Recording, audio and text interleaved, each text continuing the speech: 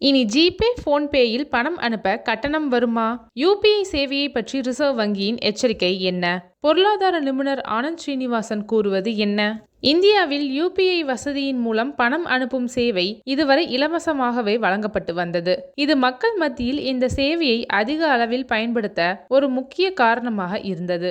இருப்பினும் இந்த நிலை மாற வாய்ப்புள்ளதாக ரிசர்வ் வங்கி ஆளுநர் சஞ்சய் மல்ஹோத்ரா சமீபத்தில் தெரிவித்துள்ளார். ஒரு பைனான்சியல் நிகழ்ச்சியில் பேசிய அவர், பேமெண்ட் என்பது ஒரு முக்கிய சேவை. அதை செயல்படுத்தும் உள்கட்டமைப்புக்கும் பராமரிப்புக்கும் செலவுகள் இருக்கின்றன.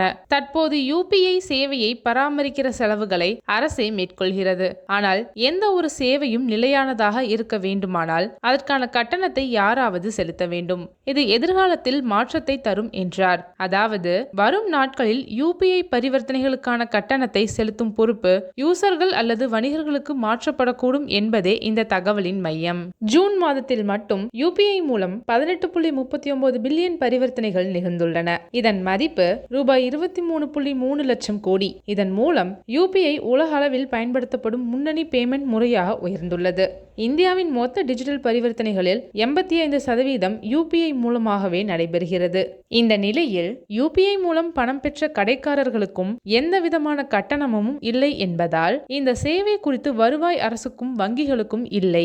இது தொடரும் பட்சத்தில் சேவை நிலைத்தன்மையுடன் இயங்க முடியாது என பல பொருளாதார நிபுணர்கள் எச்சரித்து வருகின்றனர். மத்திய அரசு டிசம்பர் 2019 யுபிஐ மற்றும் ரூபே டெபிட் கார்டு பரிவர்த்தனைகளுக்கான எம்டிஆர் அதாவது மெர்ச்சன்ட் டிஸ்கவுண்ட் ரேட் கட்டணத்தை நீக்கியது. இந்த கட்டணத்தை மீண்டும் அறிமுகப்படுத்துவதற்கான பரிசீலனைகள் தற்போது நடைபெறுவதாக தகவல்கள் வெளியாகி வருகின்றன. இதன் கீழ் பொதுமக்கள் யுபிஐ சேவையை இலவசமாகவே பயன்படுத்தினாலும் கடைக்காரர்கள் சிறிய கட்டணத்தை செலுத்த வேண்டிய நிலை உருவாகலாம்.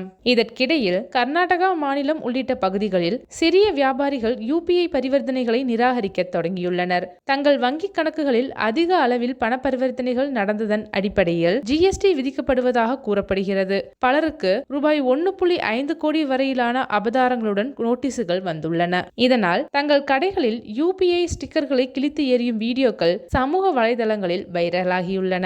இந்த விவகாரத்தில் பொருளாதார நிபுணர் ஆனந்த் ஸ்ரீனிவாசன் கூறும்போது, வங்கி கணக்குகளில் 40 லட்சம் வரை பரிவர்த்தனைகள் நடைபெற்றுள்ளதால் ஜிஎஸ்டி செலுத்த நோட்டீஸ் அனுப்பப்பட்டுள்ளது.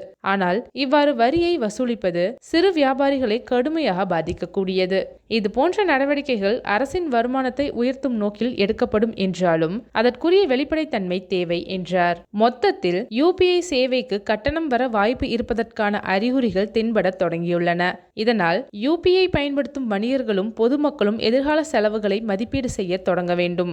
அரசு மற்றும் ரிசர்வ் வங்கி இந்த பரிமாற்ற கட்டமைப்பின் நம்பகத்தன்மையையும் நீடித்த செயல்பாடுகளையும் உறுதி செய்யும் வகையில் தீர்வுகளை ஏற்படுத்த வேண்டிய சூழ்நிலை உருவாகியுள்ளது.